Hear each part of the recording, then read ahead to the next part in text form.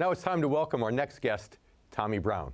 Pastor Brown is a writer, speaker, and financial development strategist who has written a really interesting book entitled The 7 Money Types. It's a test that we'll put on our website with 35 questions similar to a personality test. Only this test compares your type against the 12 apostles. So at the end of the survey, you'll be able to determine, as Pastor Brown says, discover how God wired you to handle your money. So Pastor Brown, welcome to the show. Hey, David. Thanks for having me on today. Before I start asking you questions, I need to say to our audience, for the Jewish folks here that are watching, don't go get all offended because most of this comes from the Old Testament. It still applies. And you know what? For the Muslim folks that are watching our show, it may not directly apply, but I guarantee you'll get some gems out of it. So stay with us here. Pastor Brown, tell us why you wrote the book. So I've helped a lot of people over the years in very practical ways with budgeting and saving, getting out of debt and all of that. But I started to recognize that even when you're out of debt, even whenever you're saving, investing, and all of that, you can still have a lot of anxiety. All of the affective or the emotional aspects of money don't go away whenever you have a really fat bank account. So I wanted to help people understand why they do what they do with money, so that they can do more of what they love. They can resolve tension both in themselves and others, and just clear up a lot of the shame, anxiety, guilt that we have around finances. Of course, you use the word affective, so of course, all the teachers watching are thinking, ooh, he knows Bloom's taxonomy. He said affective. So give us a brief overview of those different types, and just a few seconds on each one, and then maybe we could drill down on a couple of them, maybe the ones I think that apply to me, perhaps. Okay.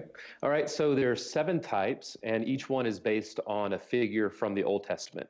And the reason we base it on that is because we see in the life of this particular biblical figure that they relate to resources, not like money necessarily, but resources in general from this posture or motivation. So the first one is the Abraham type, and that type loves to use money to demonstrate hospitality. The second is Isaac, and that's your maximizer. That's all about discipline, makes the most of every dollar. The third type is modeled by Jacob. The Jacob type is all about beauty, creating pleasurable experiences and moments. The fourth type is the Joseph type. That's your networker, the connector. The fifth type is Moses, which is all about endurance or order. This type has like budgets for their budgets. And then the Aaron type is about sacrifice or humility, loves to use money to meet needs, social justice minded. And then that last type is going to be the David type, and that's about leadership, creating new futures. They're very entrepreneurial. They're also very much about the next generation. The David type. Oh, I like that one. So let's talk about the Jacob type, the pleaser. You know, how can somebody tell when that's them? So the Jacob type, they go over the top on everything. So if they're throwing their child's birthday party, it's not enough just to have color-coordinated cups and plates. They're going to probably bring in Cirque du Soleil and like a full-on acrobatic show in the backyard. That person who can't just have the purse, but has to have the nice purse. They have a flair to go over the top and extravagant. And that's not always bad. There's a shadow side to each of these, and the shadow side of the Jacob type is self-indulgence. But at its very best, who doesn't want the person who's the life of the party, who loves to use money to create pleasurable experiences and moments? But that type is different than the other 6 types. So it's important to say none of the 7 types are bad. The point is to claim your type, use it in a way that's healthy for you while realizing that other people are different, and that's where the tension comes in. Which types would you say in your experience have the greatest chance of financial success, of flourishing financially? You know, the people who are, if we're gauging success by typical American Western standards, and that's, being very, you might be affluent to those types of things. I would say the types that are going to think about money more in that area are going to be your Isaac type, your Moses type, and probably your David type as well. Your Isaac type is very much on point, very disciplined.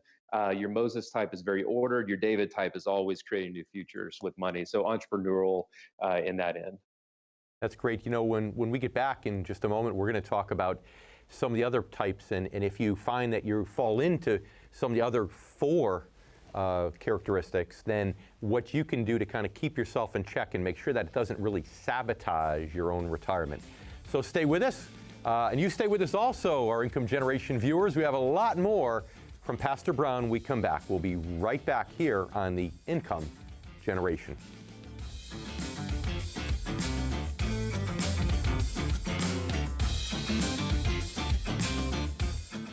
Now let's welcome back Pastor Tommy Brown, writer, speaker, financial development strategist, who's written a really interesting book entitled The 7 Money Types.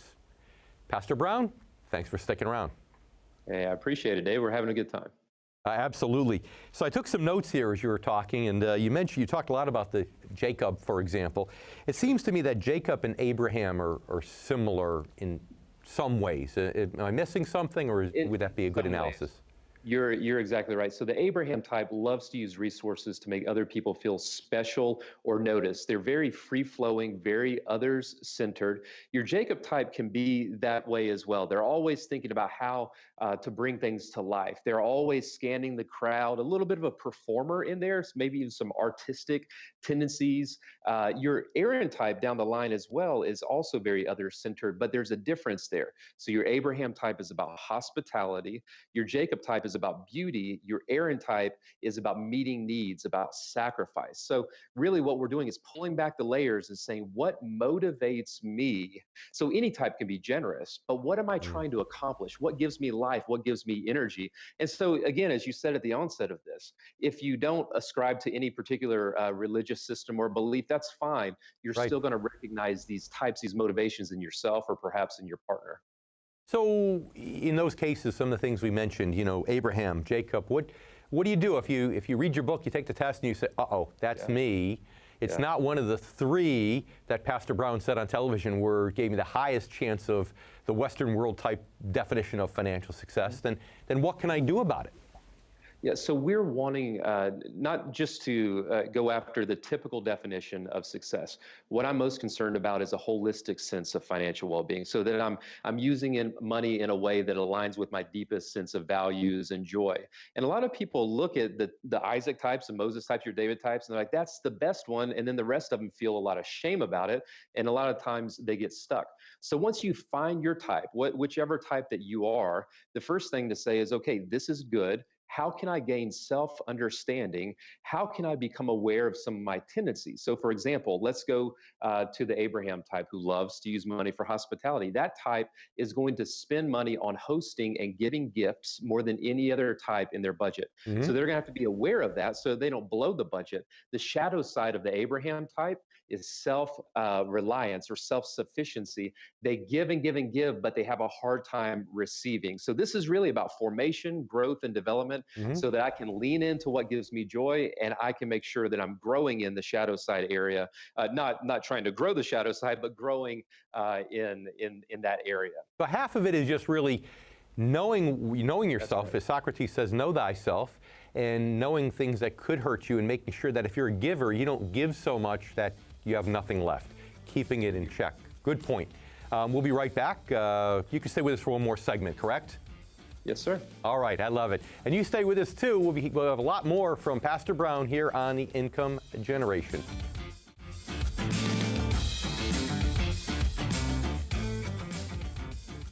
So we're back again with Pastor Tommy Brown.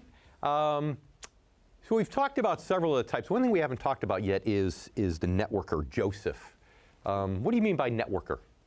So I'm taking you into the lives of these 7 biblical characters. Again, whatever faith tradition you come from, this is like macro level wisdom here, right? We can learn a lot from the Joseph type, which is about networking. It's about connections. And we see in Joseph's life that he was done wrong in a lot of ways, and he built his way back up. And that was all about the nature of his relationships. And ultimately, his faith played into that as well. But the Joseph type is kind of the mayor of whatever this person does. So they're going to be on lots of boards, councils, probably doing lots of lunches and dinners, and they're involved in everything. If you're ever out of work, you want to know a Joseph type because they can open doors of opportunity. So they're very much viewing the holistic network and web of things. And you probably can think of a few people where you're like, yeah, this person loves to use money in order to open doors, opportunities, network, forge those connections and relationships. Sure. It's all about relationships. The shadow side is manipulation, though. They can manipulate a little bit as well.